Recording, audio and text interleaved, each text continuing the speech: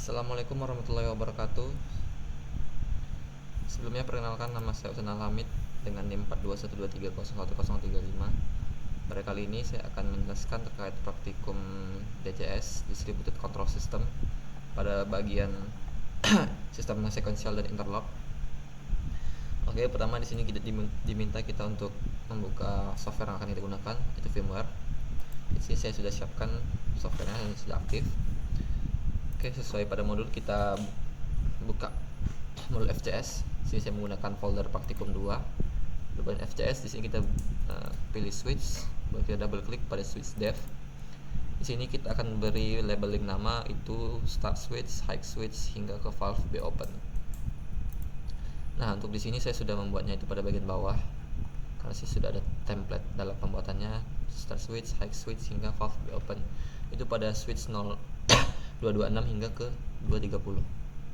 Soalnya setelah dibuat atau bikin baru juga sudah bisa di save. Setelah di save bisa kita silang. Oke, untuk step selanjutnya kita bikin function block di DR003. Function blocknya menggunakan function block ST16 pada control driving builder dan beri nama pada ST01. Oke, kita pilih function block. Lalu di sini untuk pembuatannya saya menggunakan DR001 karena sih sudah saya buat. Oke. Nah, di sini kita di sini saya sudah membuat function blocknya menggunakan ST16 dengan tag name-nya itu ST01. Dan jika belum dibuat bisa kita tekan di sini function block. Kita pilih di sini itu ST16.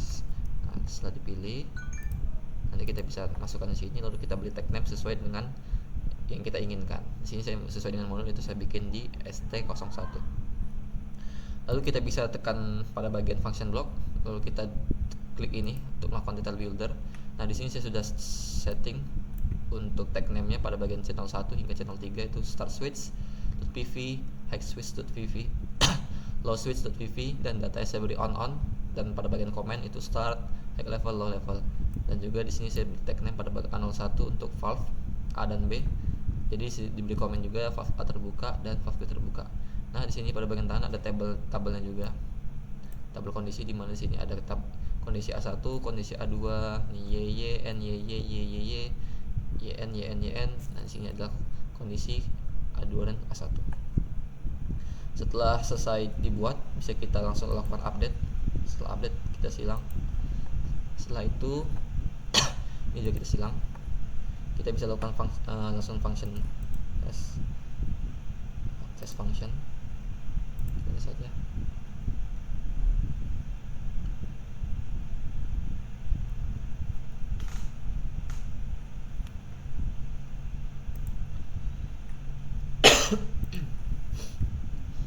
Kita nunggu sebentar karena itu kendala dari software Centumnya.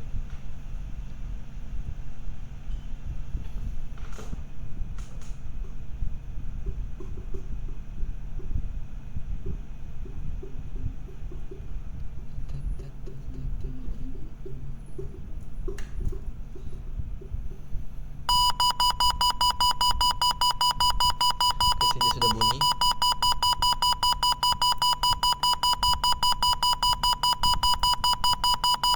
Dan function blocknya. Oke, kita tunggu. Oke, complete.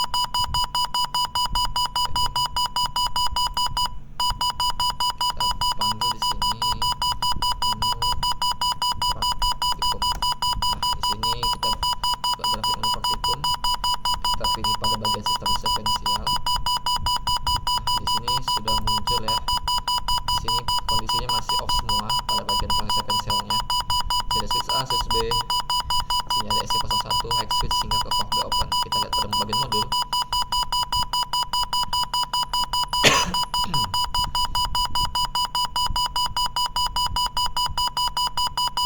Oke, kita skip sampai sini stepnya sudah saya selesaikan. Nah, di sini kita sudah memunculkan faceplate-nya pada bagian operasi dan monitoring. Di sini kita diminta untuk mengubah mode ST01 menjadi auto. Kita on-kan start dan on-kan high. Lalu kita amati pada valve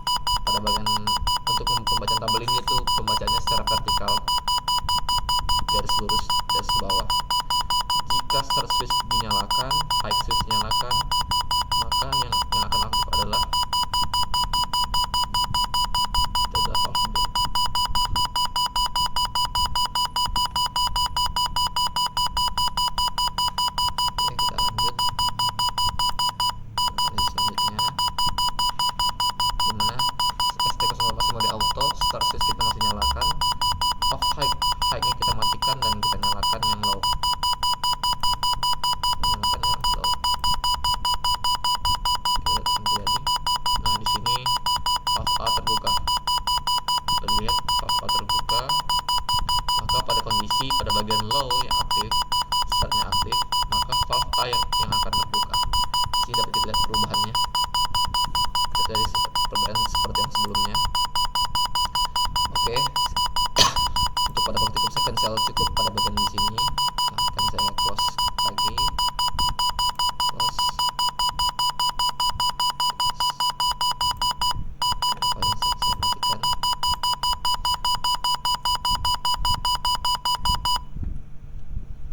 Oke, kita lanjut pada bagian praktikum selanjutnya, yaitu pada bagian interlock logic system.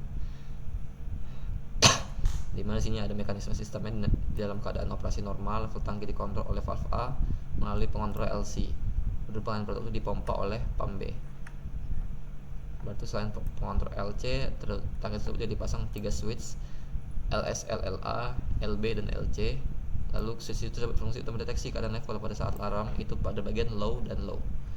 Aksi interlock sistemnya akan terjadi jika 2 dari 3 switch detektor level low tersebut aktif. Jadi dapat kita ketahui bahwa interlock ini akan aktif ketika 2 di antara 3 switch ini aktif atau kita nyalakan. Nah, pada operator di sini kita gunakan logika AND, OR, trigger on, set reset, dan reset. Untuk kondisi terpenuhi, level switch LS, LLA, AB, atau AC atau BC aktif, maka pump A dalam keadaan running. Lalu kontrol LC dalam mode operasi auto.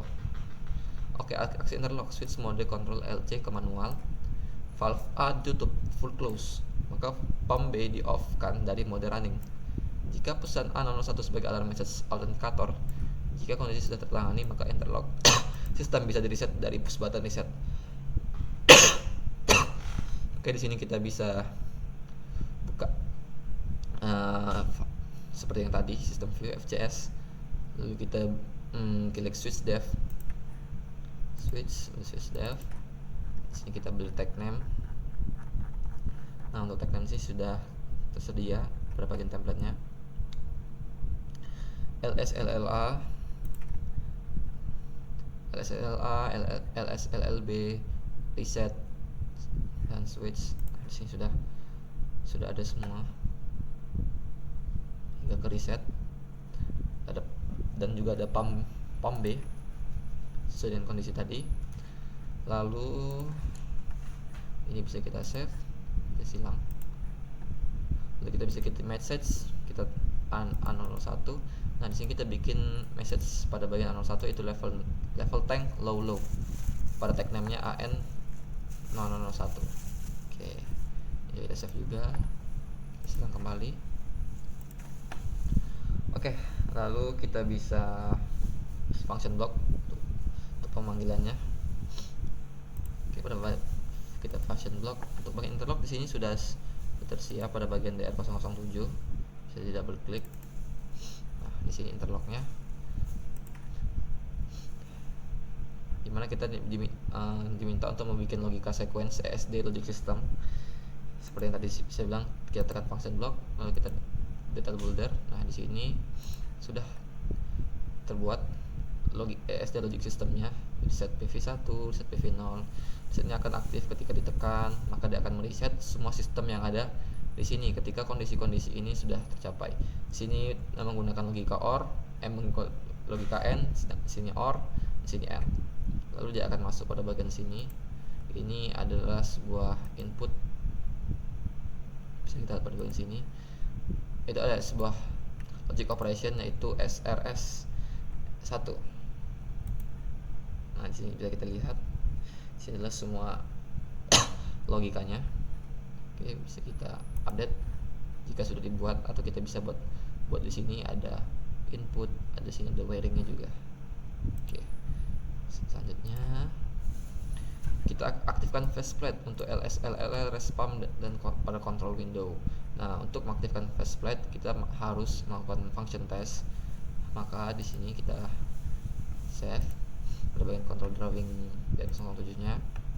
Lalu kita FCS pada test function. Kita tunggu lagi.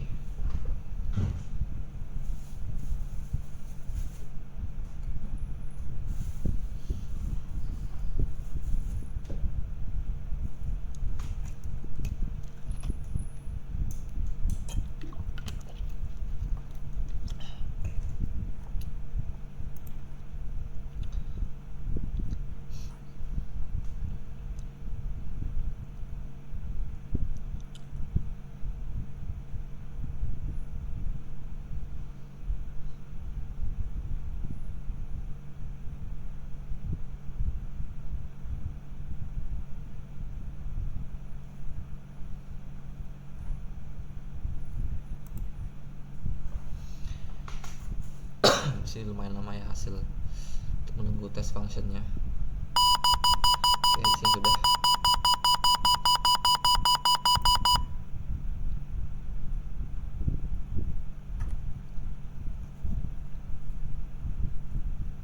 Kita tunggu terlebih dahulu. Komplit.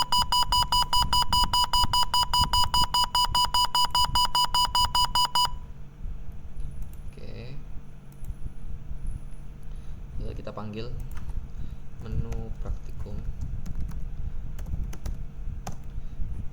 Baru kita masuk kepada bagian interlock ya dan logic. Sini tekan terapkan logic. Oke, di sini sudah muncul ya pada bagian grafik interlocknya. Di sini terdapat beberapa faceplate. Di sini ada pumpnya, seperti tadi Pak, ada LC, LS, LLA hingga C, ada pump B juga. Dan di sini ada bagian input dan di sini ada valve-nya. Oke, di sini kita lihat untuk mengubah phase LC. Nah, sebelum kita ubah, kita harus lakukan ini dulu. Kita klik ini pada bagian ESD ini. Kita ubah dia menjadi mode auto. Lalu kita bagian ESD kita klik kanan, kita lakukan tunning. Lalu sini kita munculkan logikanya. Nah, dapat kita lihat ya logikanya. Logika ini akan terbaca jika sistem ini akan salah satu kita on kan. Sini kita oke, setelah itu kita diminta untuk mengisi SV itu ke 30 SV. Oke, di sini SV ya. Kita isi pada bagian 30. Oke. 30. V-nya kita isi ke 35. Oke, di sini V-nya naik ya. Mulai terisi. Oke, baik. Oke, kita lihat pada bagian kondisi awal di atas tadi, di mana mekanisme sistem. Oke, dalam keadaan normal akan dikalikan oleh valve A melalui pengontrol LC melalui pengontrol LC tangki tersebut dipasang 3 switch sementasi berfungsi. Nah, aksi interlock sistem akan terjadi jika 2 dari 3 switch detektor level-levelnya aktif. Oke, kita tes. Pada bagian sensor ini kita akan menyalakan 2 dari sensor ini. Oke, kita sensorkan di sini agar diaktif. Pump juga akan saya nyalakan terlebih dahulu untuk aktifkan pumpnya. Lalu di sini kita lihat apakah kondisinya akan aktif ketika 2 dari 3 switch ini akan aktif. Oke, saya akan nyalakan LS A dan B. Kita lihat. Oke, di sini kita lihat ya. Sini kita ubah dulu pada dia menjadi auto. Oke. Nah, di sini dapat kita lihat, nah dia berkurang terus. Lalu saya coba matikan.